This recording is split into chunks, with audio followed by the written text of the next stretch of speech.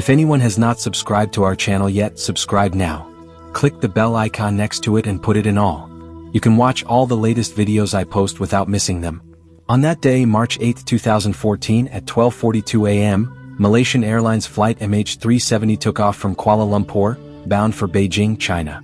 There were 227 passengers, 10 flight attendants and 2 pilots on board. The captain was Zahari Ahmad Shah, 53, one of the most senior captains in Malaysian Airlines. He was also a highly experienced person. The first officer was Fari Hamid, 27, who was on a training flight. After completing this training flight, he would become a full-fledged pilot and receive a certificate. The flight flew in the correct direction for 20 minutes. At 1:08 a.m., the flight touched down along the Malaysian coastline.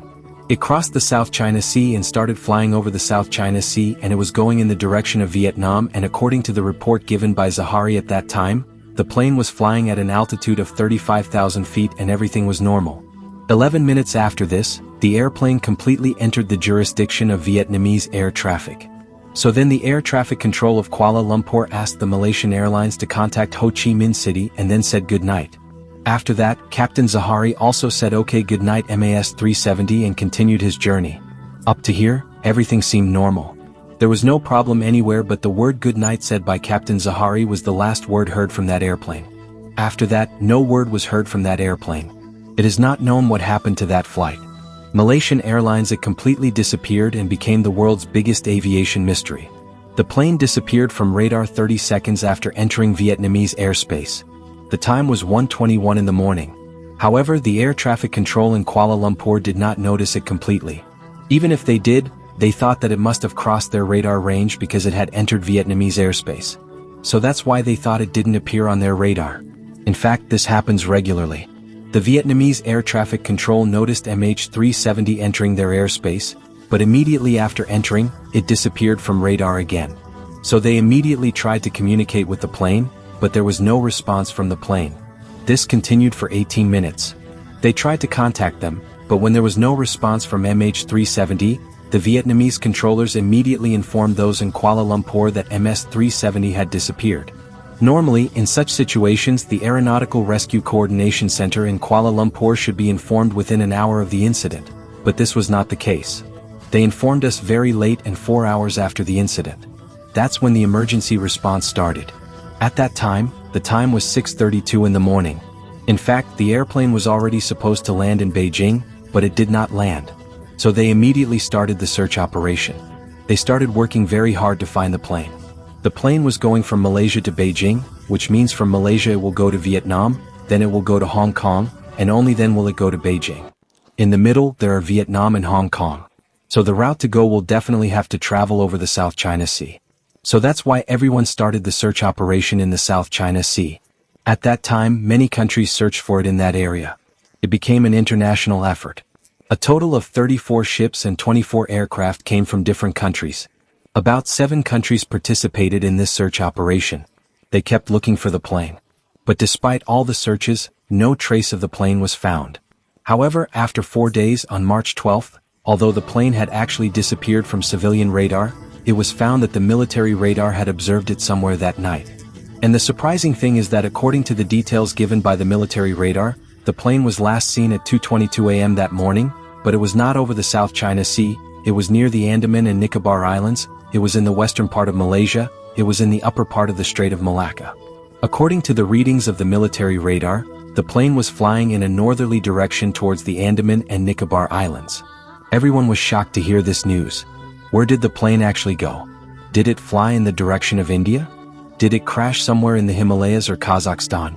Many people wondered at that time, but a few days after the incident, evidence was found, which was found through satellite data. What it is that the plane automatically tried to communicate with the satellite. This also happens very naturally. The technology is available for large aircraft like the Boeing 777 to communicate with satellites automatically, and by doing so, they make it very easy to communicate. How do they work? Same, we have already entered the password and connected to a friend's Wi-Fi on our mobile. When we go to that friend's house, if we turn on the Wi-Fi on our mobile, the same Wi-Fi will automatically connect. In the same system, these planes are also connecting to satellites. But there is a problem here. What is it? Here, this plane did not communicate with the satellite. It tried to log in with the satellite. That is, it tried to establish a connection. That is, it tried to enter the Wi-Fi password. But they did not know what that password was. Because of that, it did not log in. That is, they could not connect with the satellite. So, no location data of that plane was transmitted. So, that satellite could not reveal anything other than the fact that the plane tried to communicate with them. However, many scientists and investigators who use that data are trying to find out the exact location of that plane. They tried to think from the point of view that if we know the approximate location, we can search for it in that area. However, the satellite did at least make an attempt to connect, which means that at that time the satellite's antenna was in the direction of the plane. However, scientists have informed us that unless it did not even make that attempt.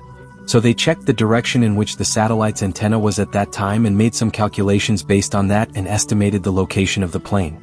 However, as mentioned earlier, it is not possible to tell the exact location, but it is an estimated location. What they did to it is that they created some rings, which means that it could have been anywhere inside those rings. However, they informed us that those rings are not 1, not 2, but 7 rings in total because the plane tried to communicate with this satellite 7 times and that 2 at different timings to connect. They called these satellite handshakes, so each circle tells us that at the time it communicated, it is possible to be anywhere within that circle. The last circle, the 7th circle, when it tried to communicate with them at 8:19 in the morning, it could be anywhere in the area where that ring is.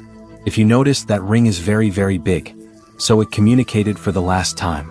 So the last ring is very important. But it covers a lot of areas: India, China, Australia, Papua New Guinea, South Korea, Vietnam, Pakistan, China, etc. It covers all areas, it covers a very large area, it also covers the ocean. So it is possible that it is anywhere in that area, and it is possible that it is still a little far away, but it is not possible to be close because it communicated from that point for the last time and it may have gone a little further after that. So that is why the investigators made more calculations and found an exact point. They tried to say this time, based on the speed of the plane and the fuel remaining in the plane, they made some estimates and finally decided on an area. Scientists said that the plane may have crashed in that area. They created an arc in that circle and said that it may have sunk in that arc.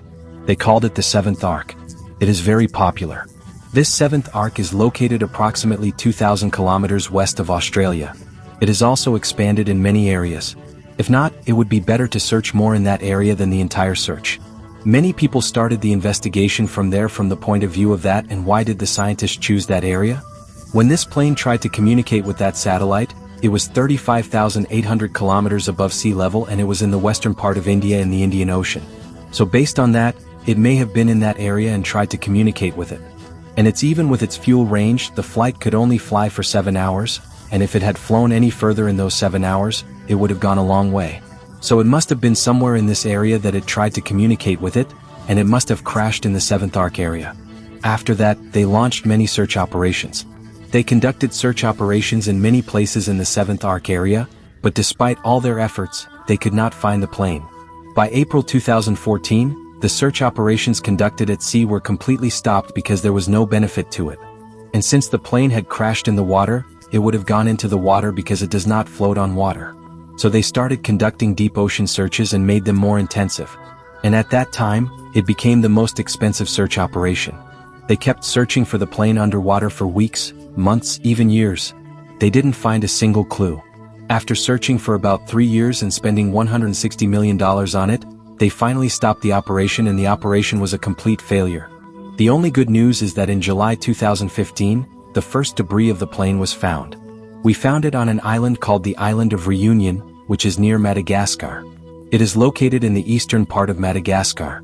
There we found the right wing flap of the plane, and that was also a broken part of the plane. Then in 2018, the American company Ocean Infinity signed a contract with the Malaysian government.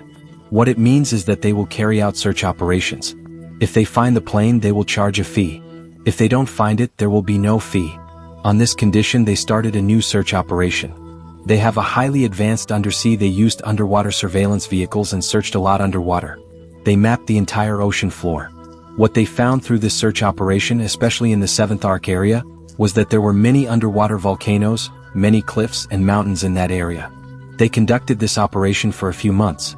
But unfortunately, this mission also failed completely. After all these failures, the Malaysian police started investigating from another angle. They started investigating from the point of view of whether someone had hijacked the plane by doing background checks on the passengers. They also started investigating the pilots and their history. After this investigation, some theories came forward. Many people started giving various theories and assumptions about what could have happened to the plane. First, why did the plane disappear from the radar? It disappeared, and many people said that there might have been an electrical failure in the plane or an accident or a technical failure due to which all the equipment might have stopped working, or a passenger or pilot might have intentionally manually turned off the transponder. However, some people have suggested that another theory says that Captain Zahari Shah is the main culprit in this because a person named Zahari Shah intentionally disabled the communication and caused the plane to crash into the sea. However, many people have said that what could have been the reason for that? What they said is that his mental state was not right and he was thinking of committing suicide, so that is why he sank the plane. Some people have said that there was a hijacking and that is also the reason why he sank the plane. However, Captain Zahari Shah sank it, and scientists have some arguments and some supporting things for the theory that it might be possible. The first point is that the airplane took a 180-degree turn while going to Vietnam and it was going back to Malaysia, and if it was an autopilot, it did not do it on its own. So definitely the airplane pilot must have done it manually and intentionally.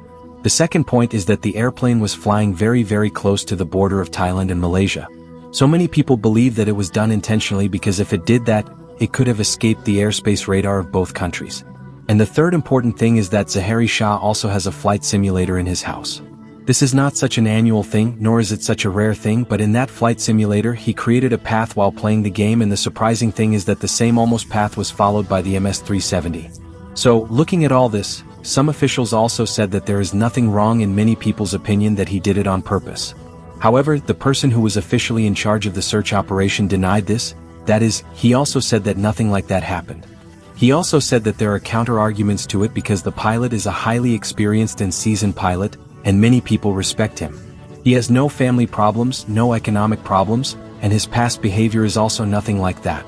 So there is no need to suspect him.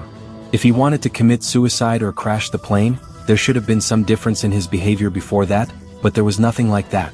So they said that there is no need to suspect him. And the second theory is now coming out, which is that some hijackers flew on the plane. They may have been terrorists. They may have done this.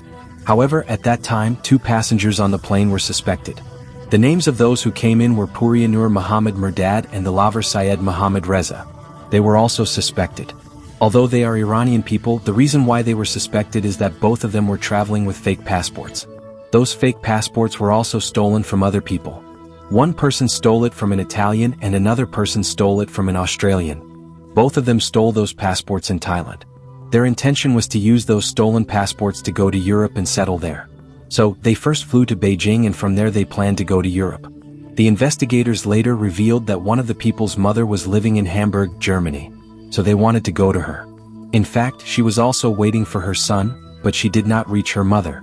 So this terrorist, the theory of action was also completely rejected. Just because their stolen passports were removed, there was no suspicious activity about them. So the chances of a terrorist act taking place here are very low. They just wanted to go to Europe and settle there. Otherwise, they would not have found a passport, so they thought they had to use the stolen passports. In fact, Interpol later confirmed the same thing and said that they may not be terrorists. So later, a third theory came out, which is also the most likely theory and the most accepted theory. That is, all the crew members and passengers on that MH370 suffered cabin depressurization. That is, due to oxygen deficiency, everyone's eyes fell back. Even the pilot, the captain, Zahari Ahmed Shah, and his co-pilot also became unconscious. After everyone on that plane fell back, the plane automatically went into autopilot. And there were many types of technical malfunctions in that autopilot, so due to that, the autopilot flew as it wanted and flew until it ran out of fuel and then crashed into the water. And there are some theories about how this oxygen deficiency actually happened. Some people are saying that there might have been a fire accident in the cockpit, an electrical fire, and all the systems might have stopped working. Even the transponder might have stopped working. And some people are saying that the reason for the accident was a sudden oxygen shortage. Some are again bringing up the point that the hijackers created the oxygen deficiency intentionally. So let's try to understand what could have happened there based on all this. The plane took off from Malaysia and entered Vietnamese airspace. Then the pilots noticed some malfunctions. So there must have been something wrong with the plane.